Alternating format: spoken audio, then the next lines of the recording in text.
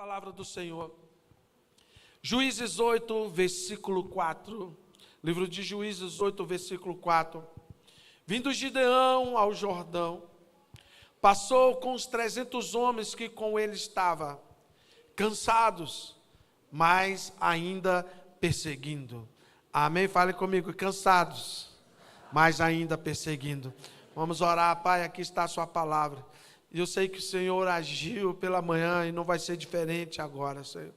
Que essa palavra possa tocar o coração, Senhor Jesus, de quem está aqui, de quem está ouvindo pela internet, Senhor. Aqueles que vão ouvir depois que essa live acabar, Senhor. Deus, que ela possa ter uma unção para transformar, para encorajar, Senhor. Para trazer sobre o seu povo, Senhor Jesus, a visão certa de poder prosseguir. Então, em nome de Jesus, unge a minha vida, Senhor, dá sabedoria na autoridade do teu santo nome. Amém. Quem recebe, vamos lá, aplaudir o Senhor mais uma vez. Glória. Queridos, eu confesso para você que essa frase, cansados, mas ainda perseguindo, fala muito ao meu coração. Porque fala de pessoas comuns que estavam cansados, que estavam recebendo realmente, o baque de todas as lutas ali. Mas Deus resolveu colocar bem claro na palavra que o problema não era eles estarem cansados, que os nossos olhos deveriam estar voltados o quê? Que eles estavam cansados, mas os olhos voltados o quê? Eles continuavam. Estava continuando perseguindo. E a Bíblia deixa claro que o fato deles terem esse posicionamento, de mesmo estarem cansados, continuarem perseguindo, é uma das causas pelas quais eles obteram vitória sobre a vida deles. Então, nas grandes batalhas de nossas vidas, o primeiro passo para a vitória deve ser realmente o desejo de vencer. Se você não tiver esse desejo de vencer, de alcançar o alvo, de crer na palavra do Senhor, certamente você não vai conseguir. Porque a caminhada para quem crê, para quem quer vencer, sempre vai passar pelas lutas, pelas perseguições. Mas muitas vezes nós nos cansamos. Quem nunca se sentiu cansado de lutar? Quem nunca se sentiu cansado de tanto realmente receber ataques, contra-ataques sobre a sua vida? Então muitos têm esse conceito, muitas pessoas, elas perdem as suas lutas, porque elas preferem desistir antes de chegar no final. É engraçado que lá em casa a gente tem uma frase familiar, mas agora eu te falo essa frase o tempo inteiro. Ela diz o seguinte: no final vai dar tudo certo. Se não está dando certo, que ainda não chegou no final. No final nós vamos escrever, vitória, Então a gente sempre coloca os olhos no final e não no processo, porque o processo ele pode ser doloroso, o processo pode até nos cansar, mas como eu estava dizendo, o problema nunca é o processo. Aliás, o problema nunca é alcançar ou passar pelas dificuldades. Esse processo, o desistir durante o processo sempre é o problema. Para nós que temos um chamado, um desígnio do Senhor, um propósito diante do Senhor. Então muitos têm esse conceito de que as lutas só serão vencidas se elas não forem lutas. E tem pessoas que querem realmente vencer no grito, no choro, ou não querem pagar o preço para alcançarem a vitória. Nós temos que entender que muitas lutas que Deus permite que aconteçam em nossas vidas, sempre tem o propósito de nos fortalecer, sempre tem o propósito de mudar a nossa história. Eu estava até falando de manhã, e Deus, quando você fala assim, Deus, eu preciso ser um homem, uma mulher de fé. Deus não vai estalar o dedo e vai falar, então receba a fé, não. Deus vai te colocar em situações para que você possa exercer a fé que Ele colocou dentro de você. Às vezes você quer ser uma pessoa que realmente acredita, então Ele vai te colocar em situações que vai fazer você exercer essa fé de crer. Então, queridos, acredite. Quando Deus fala assim, cansados, mas ainda perseguindo, Ele está falando do caráter de Gideão.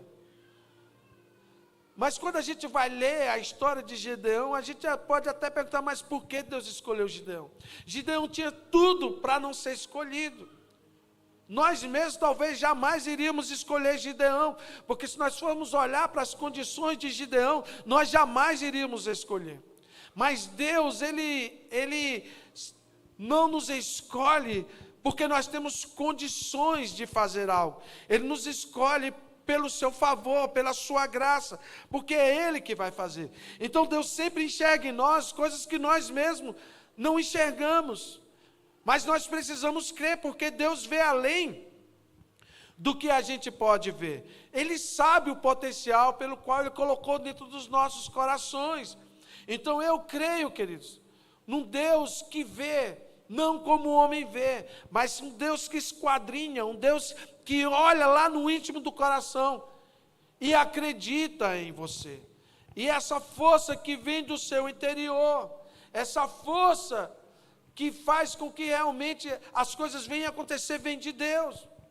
Então o problema nunca foi sentir cansado, o problema sempre foi desistir de perseguir. Então, se no seu interior tiver medo, sentimento de derrota, então você tem que entender que o problema não é sentir essas coisas, porque eu não acredito que Gideão não estava sentindo medo, porque a Bíblia fala diferente. Eu não acredito que Gideão não estava ali com sentimentos estranhos dentro dele. Não. Eu acredito que Gideão estava sentindo isso, mas nós não caminhamos por aquilo que nós sentimos, nós caminhamos por aquilo que nós cremos, nós caminhamos de acordo com a palavra do Senhor, porque se Ele disse que nós teremos vitória, então nós temos que andar de acordo com o que Ele falou, não de acordo com o que nós sentimos. Sentir é normal, se sentir cansado é normal, desistir não é normal. Sentir medo é normal, deixar o medo te paralisar não é normal. Sentir medo. Eu estava vendo ali o livro da Trincheira. Hoje pela manhã os meninos cantaram Escape. Toda vez que eu escuto essa música, né? O inimigo tá lá. Essa música marcou minha vida, né? Porque foi um trauma na minha vida. Porque eu senti um medo muito grande no dia 18 de junho do ano passado. O medo de perder. Minha carne tremia dos pés à cabeça. Não tinha cobertor, não tinha blusa de frio, não tinha aquecedor que conseguisse tirar aquele frio que eu estava sentindo. O pavor da morte, o pavor da perda, o pavor dar más notícias, vai morrer. Eu estava até conversando com o Ed hoje, o Ed falou assim, vocês não sabem o que eu senti quando eu vi, porque ele entrou, né, como médico, ele entrou lá, ele viu aqueles médicos entubando a mãe dele, ele estava lá, quando eles estavam enfiando o tubo, tentando salvar a vida dela, ele estava lá quando eles resolveram furar a cabeça dela, para tirar aquele sangue, né, aquela pressão letal sobre a cabeça da mãe. Ele falou, vocês não sabem o que eu senti. Vocês não sabem o que eu senti. Então sentir, você vai sentir porque você é humano. Mas o que você vai fazer com aquilo que você está sentindo, o que você está vendo, é o que vai diferenciar o final. É o que vai escrever o final. Nunca passou na minha cabeça que todo aquele pavor, todo aquele desespero ia virar páginas de um livro. Ah, como eu quero que você leia essas páginas. Porque a forma como eu tentei colocar ali, né, eu tentei aqui colocar um pouquinho, né, eu já vi gente com os olhos lacrimejando, só porque eu comecei a falar alguns detalhes. Imagina, nesse livro, todos os detalhes estão lá. Todos os detalhes. Meu primeiro encontro com ela na UTI. O pavor que eu, Esdras, a Jess passamos carregando a sua mãe morrendo dentro do carro. O desespero que ele sentiu quando ele gritava, mãe, não larga minha mão. E ele viu a mãe soltando a mão dele. Nossa, já estão chorando misericórdia. Mas também está nas páginas, escrito quando nós fomos, eu levei ele na UTI, porque ele soube que a mãe estava mexendo novamente. Então você vai descobrir no livro, como é que foi esse encontro. Como é que esse encontro curou, quando ele gritou, mãe, aperta minha mão. Aí você vai saber o que aconteceu. Eu não sei qual é a página, mas está lá, porque eu que escrevi. Mas você consegue entender que sentir é diferente de como você deve agir? Então Gideão, ele foi resposta, ele foi crucial para a história de Israel, porque Israel estava sendo oprimido pelos medianitas, pelos amalequitas. Imagina, olha só o que esses homens, o exército do inimigo fazia com Israel. Eles plantavam e quando chegava na hora da colheita, o inimigo vinha e levava tudo. Lá perto de casa, ali no Vila Suíça, tem uma fazenda gigantesca que eles plantam soja. E eu fico acompanhando lá da sala lá de casa o processo, né? Às vezes eu subo lá no terraço lá de casa e fico olhando as máquinas trabalhando. Eles trabalham dias e dias, arando a terra, depois eles viram a terra, depois eles tratam a terra, jogam ali o adubo na terra. Às vezes à noite passam os drones jogando lá os remédios que eles jogam lá, o veneno, sei lá o que é que eles jogam. Sei que eles ficam ali. Aí eles vão preparando, vem as chuvas. Aí depois passa aqueles tratores gigantescos semeando. E você vê eles lá colocando a semente. Aí quando passa um tempinho, você começa a ver os brotinhos, né, nascendo. E hoje está tudo verde. Daqui a algumas semanas, começa a ficar tudo cinza. Porque a soja ali vai secando. Eles parecem que jogam um secador, algum que vai secar aquilo ali, vai, né, e de repente chega uma hora que está tudo cinza. E quando está tudo assim, marronzinho, né? Aí vem a colhedeira e começa a colher tudo. Agora imagina o cara fazer todo esse processo, na hora que fala, está pronto para colher, quando ele chega lá no outro dia, o inimigo passou lá e levou tudo. Era o que Israel sofria, porque não somente o inimigo levava a colheita deles, mas como o inimigo oprimia o povo de Israel. Porque eles tinham medo, que o inimigo era muito maior, era muito mais forte. Então eles perdiam a colheita deles, e eles tinham que ficar calados. Eles tinham que ficar caladinhos, porque eles passavam por situações difíceis. E ali, queridos, no meio dessa tribulação toda, de opressão, Gideão foi resposta de Deus para aquela nação. Gideão foi resposta. Ele era o homem do momento. Então eu creio o seguinte, que cada um de nós temos missão. E a história de Israel tem vários momentos que Deus levantou homens e mulheres para que naquele momento fizesse diferença. Gideão hoje está sendo falado porque naquele momento ele fez diferença. Mas ele não foi o único que fez diferença. Vários outros fizeram diferença. Esther mesmo, eu expliquei semana passada, foi retrasado. Esther, ela foi escolhida como noiva do rei Assuero. Apesar de terem várias mulheres, o rei era apaixonado por Esther. Mas existia um decreto que ninguém podia entrar na presença do rei, que o Assuero era o rei mais poderoso da terra. Quem entrasse na presença do rei morreria. Só que existia um decreto de morte, que o rei Assuero foi enganado para destruir todo Israel. E naquele dia Israel ia ser fulminado da terra. Naquele dia ia ser a exterminação do povo de Deus. O seu tio Mardoqueu falou, Esther, você tem que entrar no rei e falar o que é que aconteceu. Ela falou, mas se eu entrar lá eu vou morrer.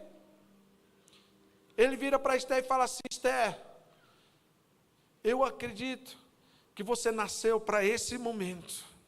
Aquilo entrou em Esther de uma forma tão poderosa. Ela foi lá, se arrumou, vestiu uma roupa linda e maravilhosa. O rei, o poderoso rei, estava fazendo ali, né, as reuniões com homens importantes de toda a terra. De repente a porta se abre. ela interrompe a reunião do rei. Todo mundo começa a murmurar e diz: ela tem que morrer, a lei diz que ela tem que morrer, mas ela entrou, linda, ungida diante do Senhor. E todo mundo olha e fala: tem que matar essa mulher, como é que ela ousa entrar na presença do rei Assuero? Mas tinha uma palavra sobre ela: foi para isso que eu nasci. E quando ela chega na presença do rei, e ela se dobra diante do rei, o rei era tão apaixonado por ela, que o rei pega o cetro e estende sobre a cabeça de Ester, e tira ela da sentença de morte. E quando ela levanta, ela conta toda a história para o rei. E o rei muda a história de Israel. Israel é salvo.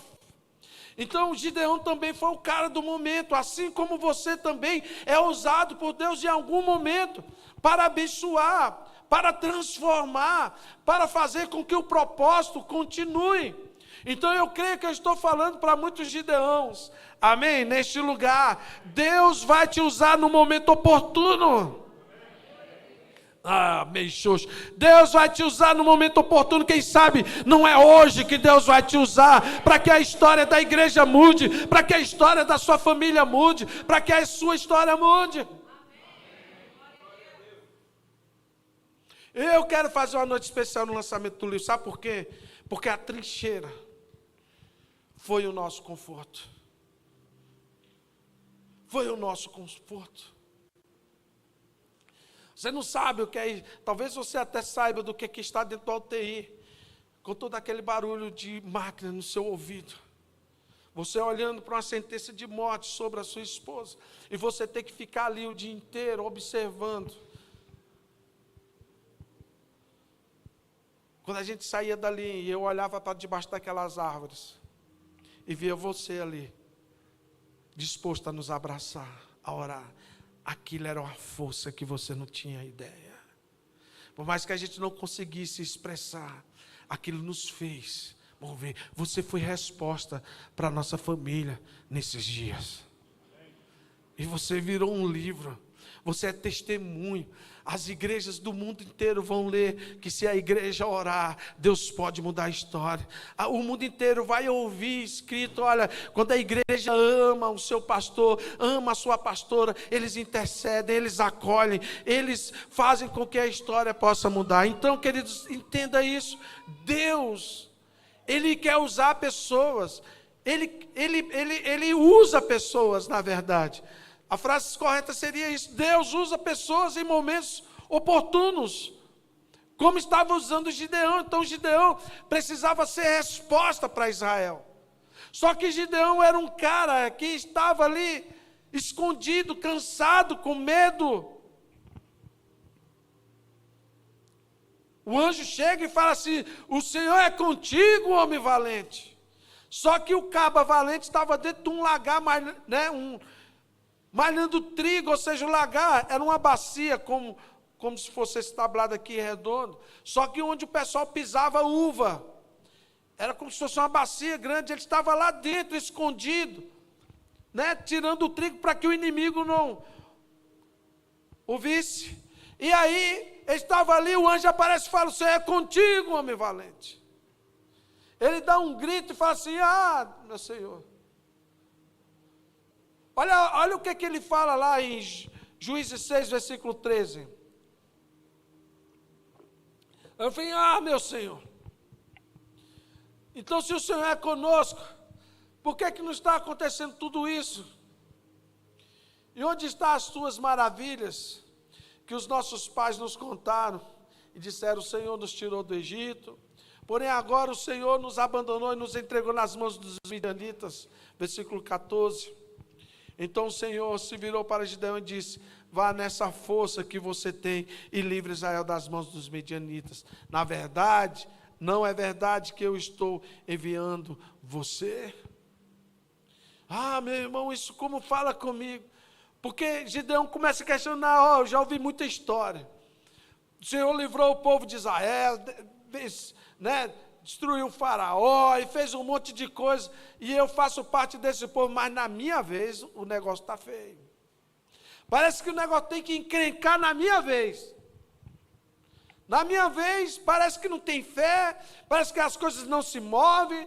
Eu escuto um monte de testemunho de pessoas orando e Deus fazendo, mas na minha vez ninguém se move, na minha vez não tem trincheira, na minha vez ninguém, né, para a pastora todo mundo sabe reunir para orar, mas na minha vez eu peço oração no grupo, nem um joinha. Não sei se você já fez esse tipo de oração, mas às vezes a gente se sente abandonado, mas Deus chega e fala assim, ô Gideão, deixa eu te falar uma coisa. Vai nessa tua força e você vai livrar Israel. Sabe por quê? Porque eu estou mandando, sou eu que estou te enviando. Então Deus olha para Gideão e vê dentro de Gideão uma força que Gideão não estava vendo. Então Deus vê coisas dentro de você que você não consegue enxergar. Então deixa eu falar, você é forte, o poder de Deus está sobre sua vida, e você é resposta para essa nação, amém? Você crê nisso? Aplauda o Senhor, aleluias. Deus vê, Deus conhece o seu interior. Você é valente. Eu gosto tanto de um versículo que está em Joel 3, versículo 10, eu sempre uso esse versículo, porque o Senhor está falando ali, através do profeta Joel, e o Senhor diz assim, ó, forjai espadas das vossas enxadas, e lanças das vossas foices, diga ao fraco, eu sou forte. Olha o que Deus está falando, o que você tem na sua mão é uma enxada, então faz essa enxada uma espada, cara. O que na tua mão é uma foice, então faz dela uma lança. Porque o que nas entrelinhas diz? O senhor é apenas alguém que vai capinar, né? Eu sou um agricultor, não sou guerreiro, e Deus está falando, você é, mas eu não tenho espada. E o que você tem na sua mão é uma enxada, então ela vai virar uma espada. Então, mas é uma foice, então ela vai virar uma lança. Você não pode olhar para as suas ferramentas e achar que porque você não tem as ferramentas adequadas, você não vai vencer. No interior, olha o que ele diz, diga o fraco, eu sou forte. Ele não está falando assim, diz aí, Joel, para o povo, fraco, você é forte. Não, ele está dizendo assim, diga para o fraco diz assim, eu sou forte. Então Deus quer que você entenda quem você é e use aquilo que você tem. Porque se é uma enxada, então faça dessa enxada uma espada, luta com o que você tem, porque você é forte, você é corajoso. E eu não estou falando isso para te animar, queridos, porque eu não sou coach, eu não estou aqui para animar um palco, eu estou falando para você que existe força dentro de você que você não conhece. Deus crê em você, Deus te escolheu, Deus te chamou, e você será a resposta para a sua família, será a resposta para a sua casa, será a resposta para essa cidade, será a resposta para essa nação. Você tem que crer nisso, amém? Amém? Aleluia. Então diga assim, eu sou forte. Aleluia. Então aplaudo no Senhor na medida da sua força. É glória. Dá muito fraquinho. Oh, aleluia.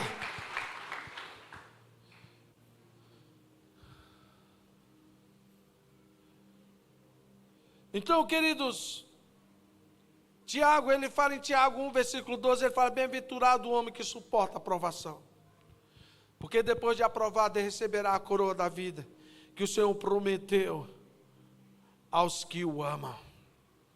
Então, bem-aventurado é o homem que suporta. Ele não está falando que abençoado é o homem que não passa por tribulação. Isso não está na nossa história. Nós vamos passar por tribulações. Mas ele diz o seguinte, quem passa é abençoado. Por quê? Porque depois, se ele segurar a onda, ele vai ser abençoado. Vou repetir. Deus está falando o seguinte, sabe quem é abençoado? Não é o que passa, não é o que não passa. Abençoado é o que passa e é aprovado. Porque depois que você é aprovado, você vai receber uma coroa de glória. Então existem coisas nas nossas vidas que acontece que nós precisamos de aprovação.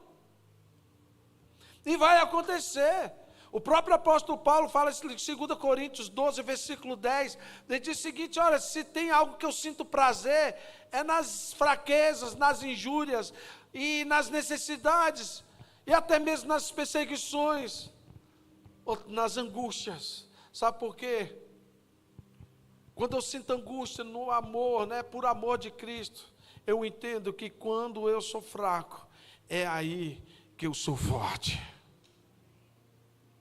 Então o apóstolo Paulo, ele entendeu que as lutas que ele estava passando os tornava mais forte, os tornava realmente muito mais maduro, o tornava uma pessoa inabalável. Então quando ele chegava a sentir a tristeza, a angústia, a luta, ele falava: está vindo a oportunidade que eu precisava para crescer ainda mais, para se chegar a Deus ainda mais, para ter experiências com Deus. Ele não é um masoquista, mas ele entendeu que no mundo nós teríamos aflições, mas dentro de nós tinha que ter o quê? Bom ânimo, porque se Cristo venceu, nós venceremos também.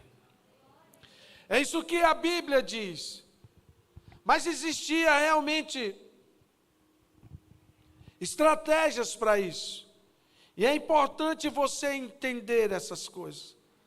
Porque quando nós buscamos a Deus e buscamos respostas, Deus sempre vai nos levar por um caminho que vai nos trazer essa resposta. Vou explicar de novo. Quem quer vitória?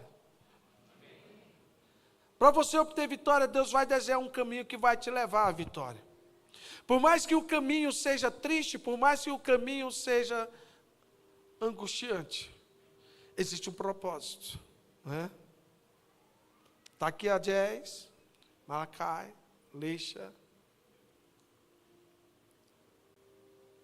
Para quem não sabe, tanto a Jazz como Malakai, como seus irmãos, outros 3 irmãos, eles passaram uma situação muito difícil na vida.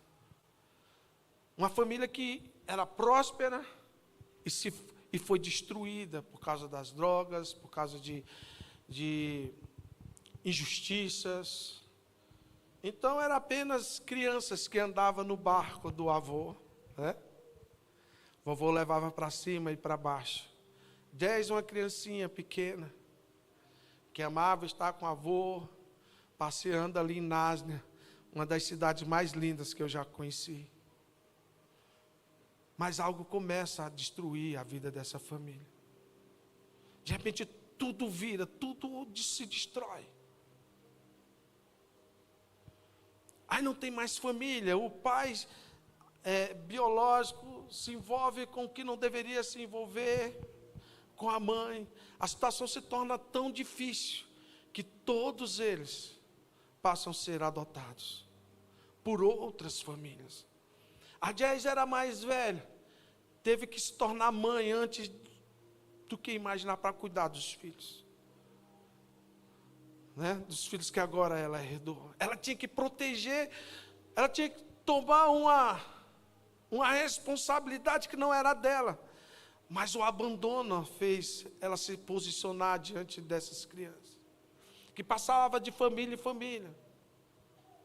Surge um casal maravilhoso, que resolveu levar os 5 para uma fazenda e muda a história de toda a família, que tornou pais deles. E aquela angústia, toda aquela angústia. Enquanto estava aqui, eu tinha sonhos, há 15 anos atrás.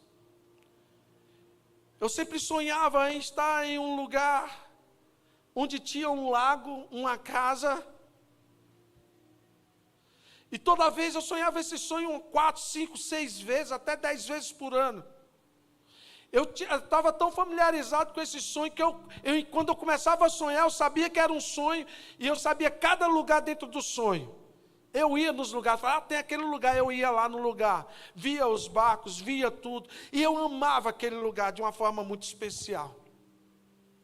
um sentimento de pertencer. De repente, lá vai a gente para a África. Antes de ir para a África, eu tenho esse sonho de novo, eu procuro a Gorete, os meninos falam assim, eu tenho um sonho que eu já tentei interpretar esse sonho, eu nunca vi isso em revista, eu nunca vi em lugar nenhum, eu vejo uma casa, eu vejo um lago, e eu sempre entro nesse lugar, e eu não sei o que é, só sei que é um lugar lindo e maravilhoso, eu gosto daquele lugar, eu fico querendo estar ali naquele lugar. Agora a gente fala assim, deve ser bucho cheio, né, quando você vai dormir. Eu falei, não é, porque faz muito tempo que eu sou esse sonho. Acabou que a gente esqueceu tudo isso. E a gente voltou, porque já tinha acontecido o noivado, né, do Esdras. Ele ia noivar, a gente foi lá para conhecer a família da Jazz, conhecer os pais adotivos, conhecer o pai e a mãe biológica.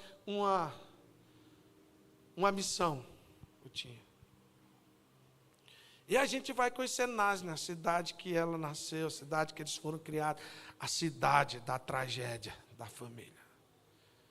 E a gente chega num lugar maravilhoso ali, como se fosse Veneza. Ela fala assim, essa ilha era do meu avô, imagina. Mas se perdeu tudo. E eu começo a conhecer aquele lugar, e estou ali familiarizando com tudo aquilo ali, e tal. Aí de repente ela, vamos lá conhecer, né, junto com o Maracai, vamos lá conhecer eu não sei, o Maracai não estava no carro, estava só no outro carro, né? Aí ela fala assim, vamos lá conhecer a casa do meu avô, onde o meu avô morava. Falei, vamos. Aí eles dobra.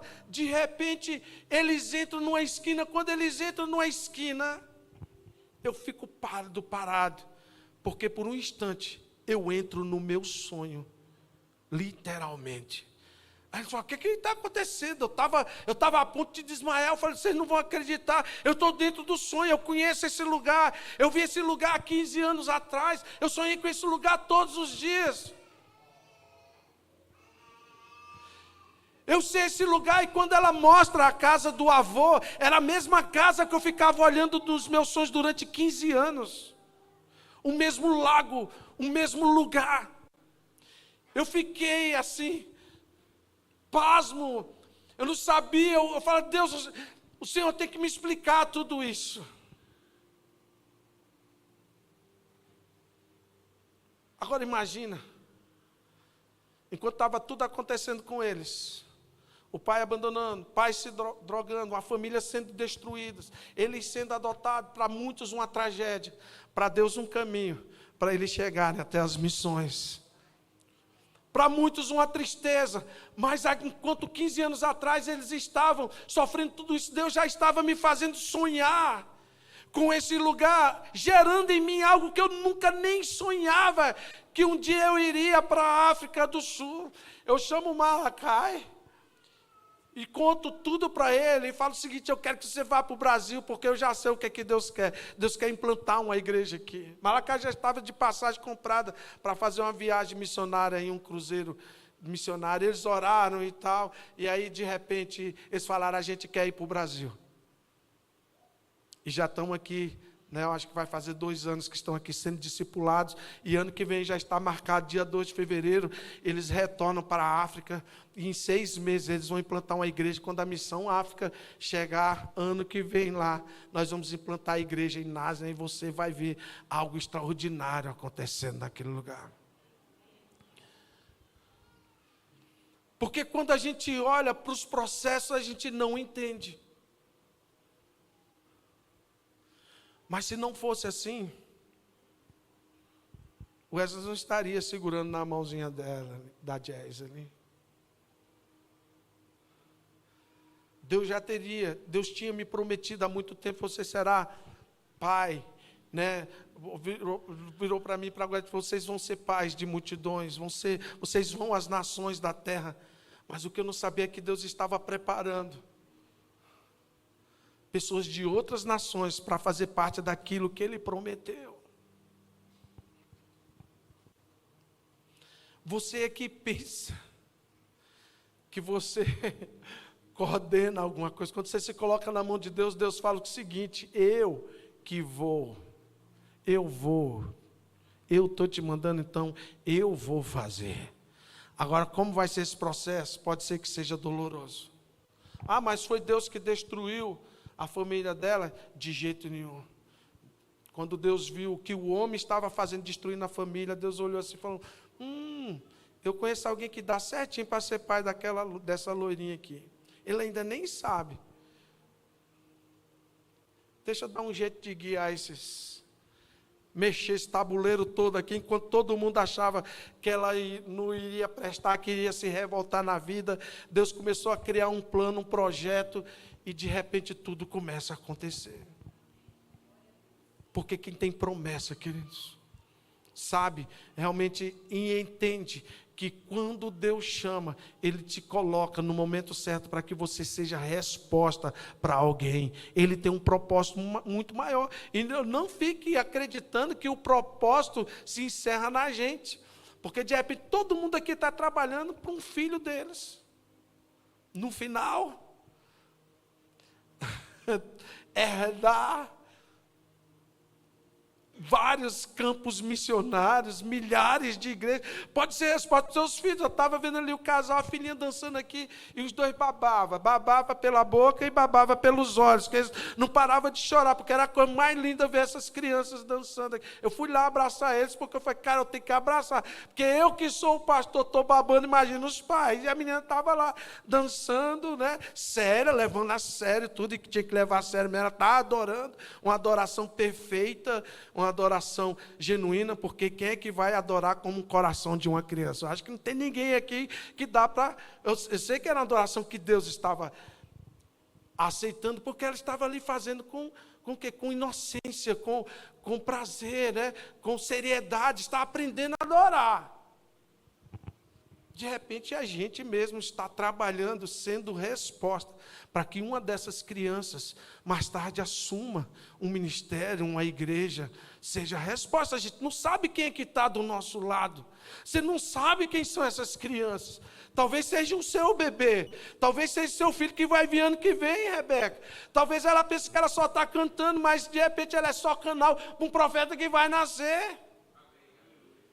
E o que essas crianças vão herdar? Elas vão herdar coisas extraordinárias. Vão ser milhares de igrejas, milhares de missões. Então, a gente não entende. O que a gente precisa entender é que eu sou resposta. E que eu não sou fraco, eu sou forte porque Deus me escolheu. É isso que você tem que entender. Mas eu estou cansado, todos nós nos cansamos. O problema não é cansar, nós temos que continuar perseguindo, cansados, vírgula, entretanto, mais, né? Porém, eles continuam perseguindo e vão alcançar a vitória, amém? Se é com você, então aplauda o Senhor.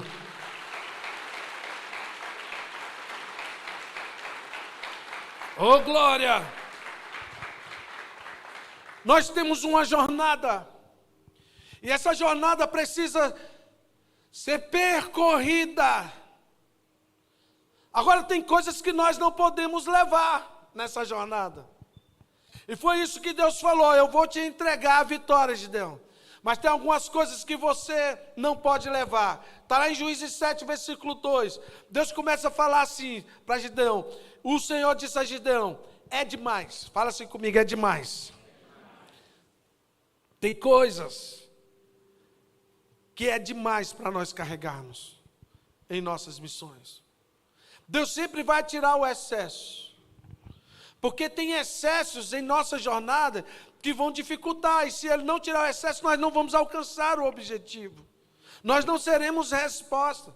Porque às vezes a gente acha que a nossa história vai acabar quando nosso objetivo for alcançado. Não, você pode até alcançar o objetivo, mas o que Deus tem não para em você, não para em nós, não para nos nossos filhos, não para nos nossos netos, a não ser se Jesus voltar, que é o que nós acreditamos, porque a igreja vai continuar cumprindo o propósito. E Gideão foi a resposta para Israel, mas se não fosse Gideão, você não estaria aqui. Então entenda, nós seremos resposta no tempo oportuno. Mas Deus fala para Gideão o quê? É demais esse povo que está com você. para eu entregar os midianitas em tuas mãos? É muita gente. Sabe por que Deus disse que era muita gente? Porque ele disse o seguinte: Israel poderia se gloriar e vir com uma conversinha fiada para o meu lado. As minhas próprias mãos nos livrou. Ponto. Isso aí mostra o caráter de Deus.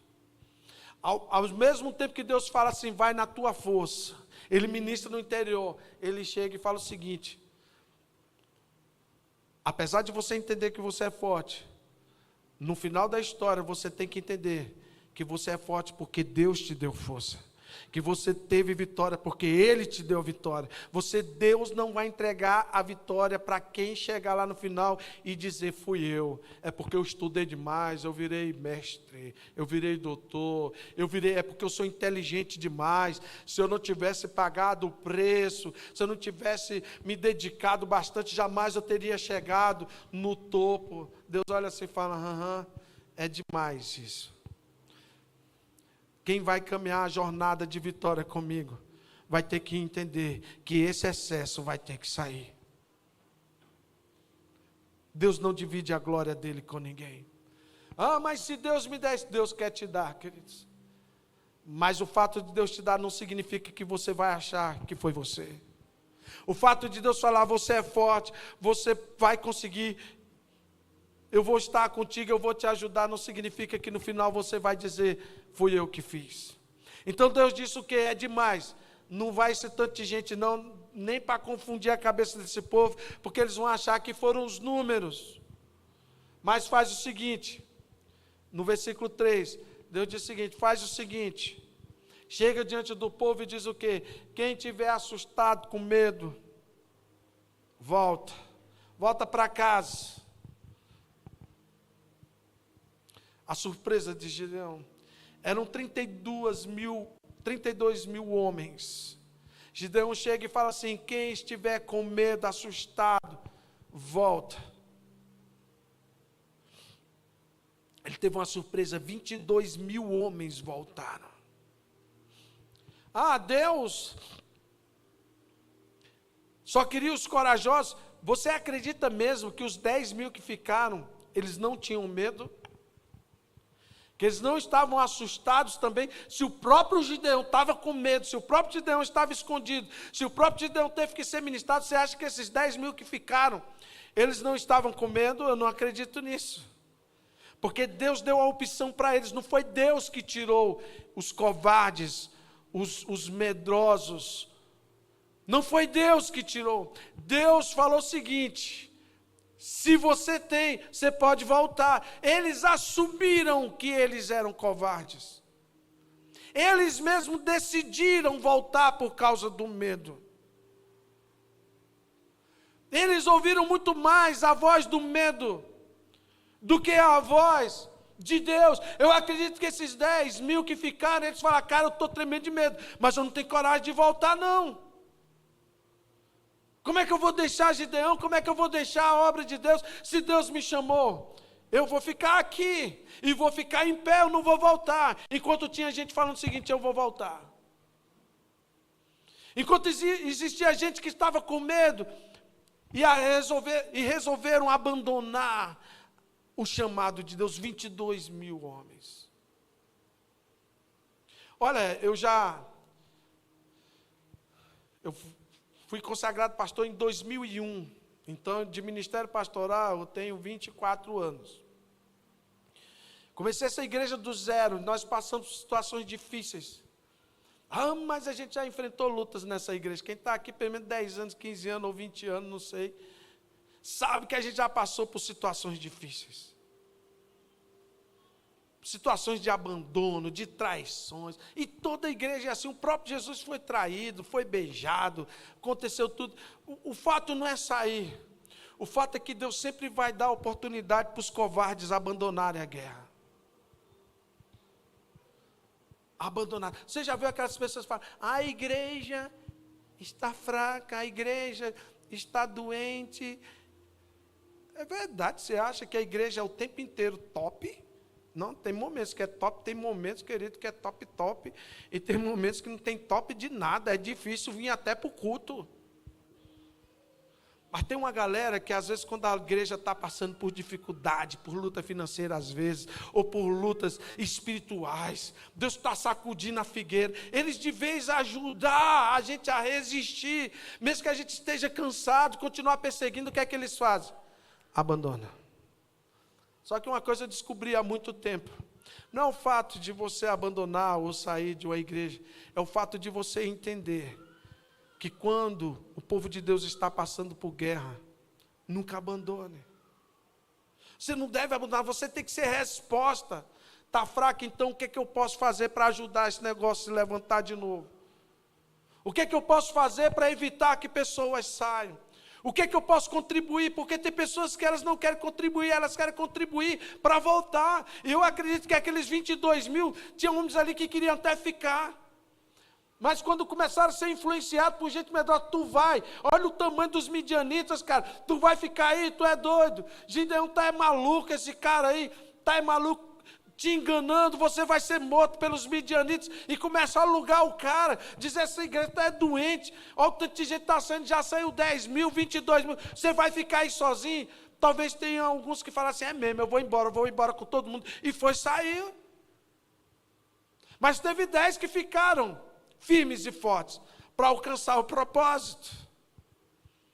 E eu tenho certeza que os que ficam para alcançar o propósito, esses fazem total diferença. Então toma cuidado quando você tem a opção de abandonar ou de ficar para a guerra. Porque Deus sempre vai te dar a opção. Aí você vai saber qual o desejo que você vai fazer. Então, é demais. Mas o Senhor fala o seguinte, no versículo 3. Anuncia para o povo, quem estiver assustado. Mas no versículo 4 ele diz assim, ainda tem gente demais. Fala comigo, é demais. Gideão não podia ter excessos para que ele pudesse ganhar. Deus falou, olha, esses 10 mil, tudo bem que os caras ficaram. Não arregaram não os caras. Mas tem uma coisa, que quem não arrega, precisa ter. Agora Deus decide eliminar. Porque permanecer você pode até decidir, dizer que você não está com medo, que você segurou a onda, beleza. Mas Deus fala o seguinte, desce lá para o rio. Quando chegar lá, quem meter a cara na água e beber água como um cachorro bebe, metendo a língua na água, bebendo, esse você separa de um lado. Mas aqueles que pegarem água com a mão e trouxerem até a boca, esses você separa do outro lado. E aí Deus fala para Gideão aqui no versículo 4, aliás, versículo 5. Tudo isso. Aí quando chega no versículo 6, a Bíblia diz que os números dos que lamberam, levando a mão à boca, foi 300 homens. Todos os outros se ajoelharam para beber água, como um cachorro. Olha o que Deus estava falando, desce os 10 mil. Os que chegarem lá embaixo e meteram a cara na água, separa. Os queridos, eles saíram do lugar seguro e foram para o vale. Era um lugar perigoso. E tem gente que às vezes a gente está em guerra e ele está distraído. Sabe o que Deus está falando? Eu não vou usar ninguém distraído. Eu quero aqueles que pegam água na mão, estão observando se o inimigo está vindo ou não. Aqueles que estão ali sabendo que eles têm que proteger Gideão, têm que proteger o arraial, é esses que eu quero. E a surpresa de Gideão, 300 homens apenas. Deus falou, agora está bom. Eu não tenho aqui medrosos, covardes. Eu não tenho aqui aqueles que não vigiam. Eu estou aqui com homens que sabem vigiar. Eu estou aqui com homens que estão aliançados com Gideão. Eu estou aqui com homens que não vai desistir. E aí Gideão vai com 300 homens. Sabe o que aconteceu, queridos? No versículo 19, A Bíblia diz que Gideão e os 100 homens que estavam com ele chegaram às mediações do arraial por volta de meia-noite.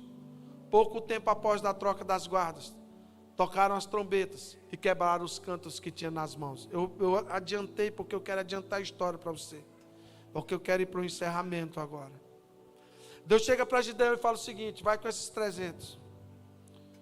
E você vai pedir você vai dividir uns que vão tocar as trombetas, outros que vão descer correndo para dentro do arraial do inimigo. Então, o que eles vão fazer? Eles vão pegar um jarro de barro e vão pegar com a mão uma tocha acesa e vocês vão colocar dentro do vaso essa tocha acesa. Quando a trombeta tocar, vocês vão quebrar esse vaso. E quando vocês quebrarem o vaso, o arraial vai ver o fogo. E quando eles verem o fogo, eles vão ser confundidos e eu vou destruir todo o arraial do inimigo. Então existem 3 princípios: a trombeta, o vaso e o fogo. A trombeta é o chamado do Senhor, é os unidos de Deus nos chamando para a guerra. O chofar que o Senhor toca, ele tem que ter um som claro. O próprio apóstolo Paulo, em 1 Coríntios 14, 8, ele fala: se a trombeta der os unidos errado, desafinado, o toque não for certo, como é que você vai se preparar para a guerra? Se o toque não for claro, se o chamamento não for claro, como é que você vai se posicionar? Então o toque é claro, a hora chegou e essa é a hora de avançar. Então Deus pede para tocar a trombeta. Eu creio que nesses dias Deus está tocando a trombeta clara nessa casa. Daqui a uma semana que vem nós vamos começar um jejum de 21 dias. Você 21 dias, mas tem o Natal, vai ser por hora. Se você tiver sede de Natal, você jejum de manhã e à tarde, na hora da ceia, só come menos para não pecar. Mas vão ser 21 dias até o dia 3 de janeiro. Nós vamos ter reunião aqui todos os dias, de meia-noite a 1h da manhã. Todos os dias durante 21 dias nós vamos orar. Nós vamos falar sobre a palavra de Deus, nós vamos trazer palavras proféticas, porque o tema que Deus nos deu para 2026 vai fazer você estremecer. E os desafios que nós temos, que você vai conhecer dia 31, vão ser extraordinários. Porque o que Deus vai fazer nessa casa é algo extraordinário. Os desafios que nós temos para alcançar em 2026 são coisas extraordinárias e grandiosas. Então nós precisamos orar e jejuar, porque o zunido da trombeta precisa ser claro. E você precisa se preparar. Não sei se eu vou aguentar jejuar 21 dias. Tudo bem. Os medrosos e covardes podem ficar para trás. Deus está chamando pessoas que querem entrar nessa guerra, para que principados caiam, para que potestades sejam vencidas, para que algo seja rompido, e 2026 seja um ano extraordinário para todos nós, para a nossa casa. Nós possamos ser resposta para as nações dessa terra. Amém? Eu creio nisso. Nós somos resposta. Então a trombeta é um chamado claro. Chegou a hora da guerra. Agora o vaso fala de mim. Nós somos vasos na mão do oleiro, é o que a Bíblia diz. E a tocha fala do Espírito Santo, esse fogo que está dentro de nós. Mas o inimigo é só vencido quando o vaso é quebrado e o fogo aparece. O problema é se você que é vaso for quebrado, o que é que vai sair de dentro de você? Fogo ou aranha, barata, bicho? Eu não sou um vaso de fogo, eu sou um potinho de moeda. Vai sair moeda. Vai sair o quê de dentro desse vaso? Vai sair o quê? Vai sair poeira, vai sair desgaste, vai sair ódio, vai sair o quê? Deus quer te quebrar. Porque o vaso quebrado faz com que esse fogo de Deus clareie e confunda o inimigo. Sabe quando o inimigo vai ser confundido? Quando ele olhar para você e ver o brilho do Espírito Santo sobre a sua vida, ver o fogo de Deus sobre a sua vida. Então nesses dias Deus vai encher a sua vida de uma forma extraordinária. Então igreja, prepare, o Senhor está te chamando para um grande tempo, para um grande momento, e o que Deus vai fazer ainda esse ano na sua vida será algo extraordinário. Então abra o seu coração. Mas pastor, são apenas palavras proféticas. Não é, queridos. Eu já estou cansado, tudo bem. Muitas vezes a gente se cansa. Mas parar, jamais. Cansados, mas ainda perseguindo. Amém.